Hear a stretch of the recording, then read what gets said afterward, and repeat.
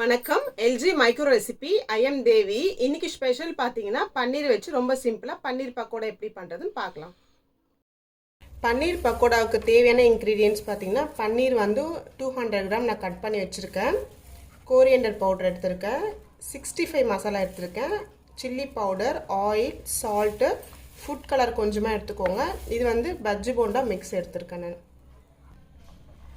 இப்போ வந்து first bajji bonda mix add பண்ணிக்கலாம். தேவையான அளவுக்கு சால்ட்டு, தனியா பவுடர், இது வந்து 65 மசாலா. உங்களுக்கு வேண்டாம்னா நீங்கள் கரம் மசாலா கூட ஆட் பண்ணிக்கலாம். Chilli powder. நம்ம இந்த அளவுக்கு தான் மேக்ஸிமம் ஆயில் அப்ளை பண்ண போகிறோம். ஸோ இதை தவிர்த்து நம்ம எதுவுமே ஆயில் ஆட் பண்ணல. கொஞ்சமாக ஆட் பண்ணிவிட்டு பேலன்ஸ் எடுத்து வச்சுக்கலாம். ஸோ மெயின் வந்து இதோட பெனிஃபிட்டே ஆயில் ஃப்ரீ ரெசிபின்றதுனால தான்.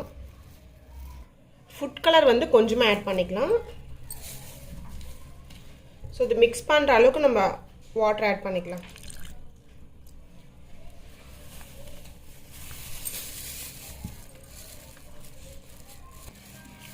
ஸோ இந்த அளவுக்கு மிக்ஸ் பண்ணிக்கோங்க. மிக்ஸ் பண்ணிவிட்டு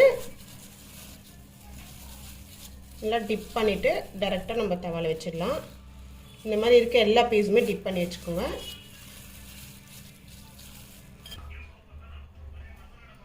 ஹை ரேக்கில் வச்சுருக்கோம் நாம். இப்போ வந்து கிரில்லாம். ஸோ கிரில்லில் வச்சாச்சு. கிரில் வரும். ஸோ இதில் போயிட்டு பார்த்தீங்கன்னா 5 மினிட்ஸ் ஸ்டார்ட்.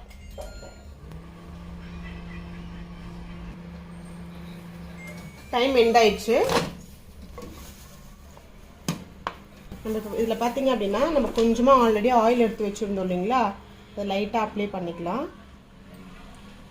அப்ளை பண்ணிவிட்டு ஜஸ்ட்டு டர்ன் பண்ணிடலாம். அப்படியே திருப்பி போட்டுருங்க. லைட்டாக அப்படியே மூவ் பண்ணி திருப்பி போட்டுருங்க.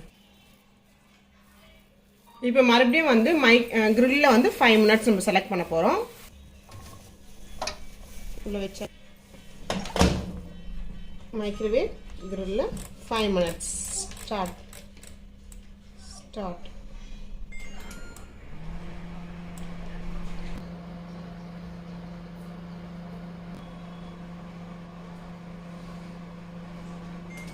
டைம் எண்ட் ஆயிடுச்சு.